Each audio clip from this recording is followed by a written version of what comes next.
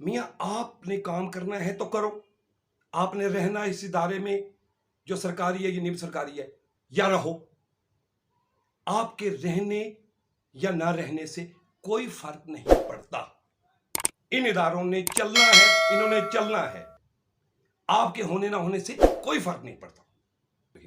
आप देख रहे हैं यूट्यूब चैनल में रफाकत शाह आपसे मुखातिब हूँ।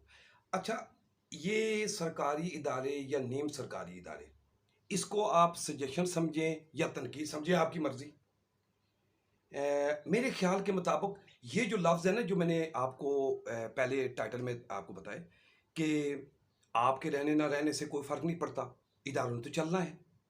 और ये लफ्ज़ तसलसल से बोले जा रहे हैं, जिसकी वजह से उन इंस्टीट्यूशन की कारकर्दगी पे सवालिया निशान पैदा हो गए हैं। वो कारकर्दगी नहीं है। उसकी वजह क्या है?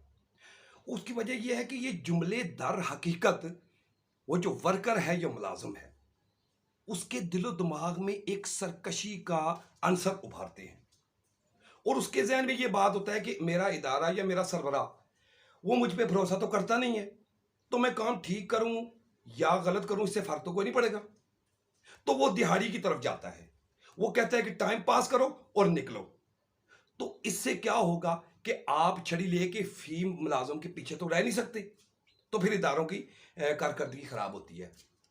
अब आप इसको अगर कम करें, मैच करें अपने घर के साथ बतौर सरबराह, मैं बतौर सरबराह जैसे इदारे का सरबराह है या घर का सरबराह है, तो आपके अगर बच्चे हैं, दो बच्चे हैं, तीन बच्चे हैं, तो उनमें से एक बच्चे को आप प्रायोरिटी नहीं देंगे, उसको नालायक निकम्मा समझेंगे आप, और आप कहेंगे कि ये किसी काम का नहीं है, तो आप उसका क्या करेंगे फिर?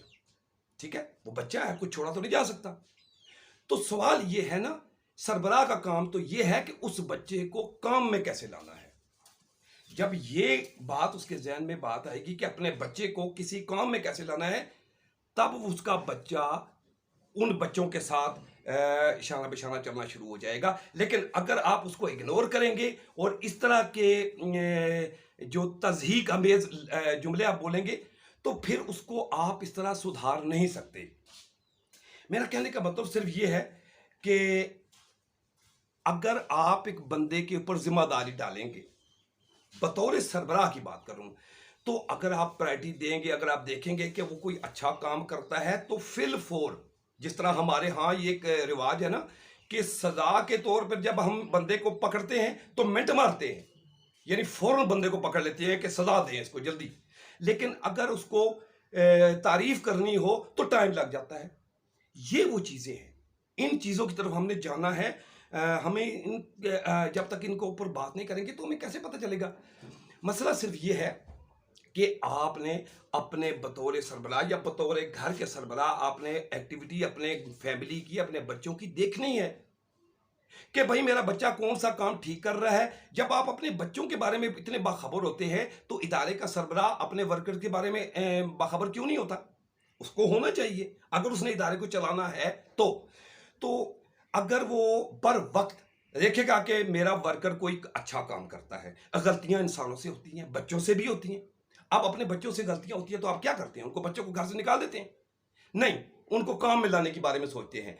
तो जब आप ये सोचेंगे ना कि उस बंदे से गलती हो गई या उसको बुला के, जब बेटा आपने ये जो गलती की है, ये गलती आपके पूरे इन लोगों के लिए खतरनाक है और इन लोगों के लिए नुकसानदेह है, तो आप कोशिश करें कि आइंदा उसको पानी वानी पिला के आप करें।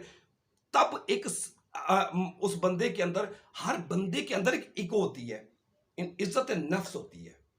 जब तक आप उसकी तज़हीक करेंगे ना, तो फिर आप कुछ भी ठीक नहीं कर सकते मेरा भाई, कुछ भी ठीक नहीं कर सकते। लेकिन क्या है, आपने उसकी इज्जत नफ्स को मजरूह नहीं करना, उसको बुला के ये समझाना है कि बच्चे आप इस इदारे के लिए बहुत अहम हो। अपने बेटे को अगर आप कहते हैं ना कि बेटा अगर आप घर की तरफ तवज्जो नहीं देंगे तो ये घर तो खत्म हो जाएगा, तो फिर आप क्या करोगे, जिंदगी कैसे गुजारोगे? यानी बच्चे को तो समझाया जाता है ना, तो बतौर सरबराह इदारा वो उसके बच्चे होते हैं। तो यहां पे मैकेनिज्म चेंज करना पड़ेगा मेरा भाई। यहां डंडे के जोर पे आपने तजर्बा करके देख लिया, ठीक है, इंस्टीट्यूशन जितने भी है, सरकारी नियम सरकारी, उनकी प्रोग्रेस आपके सामने है। तो फिर यहां साबित ये हुआ कि आपको मैकेनिज्म चेंज करना पड़ेगा, आपको मेथड चेंज करना पड़ेगा। तो अब ये मेथड चेंज करेंगे, उसको प्रायोरिटी देंगे, उसके ऊपर जिम्मेदारी डालेंगे और उसको बताएंगे बच्चे आप इस इदारे के लिए बहुत जरूरी हो, आपके बगैर ये काम नहीं चल सकता। तो ये बात जब आप उसको शफकत के साथ करेंगे ना, तो वो यकीनन आपकी बात को फॉलो करेगा। लेकिन अगर आप उसको उसको जरा सी बात पे सदाएं देना शुरू कर देंगे, तो फिर आप जाने और आपका इदारा जाने। ये थी जनाब अली सजेशन। इसको आप तनकीद समझते हैं तो तनकीद समझ लें, और अगर सजेशन समझते हैं तो लफ्जों में जान है। बहरहाल दुआओं में की इल्तमास। पाकिस्तान जिंदाबाद।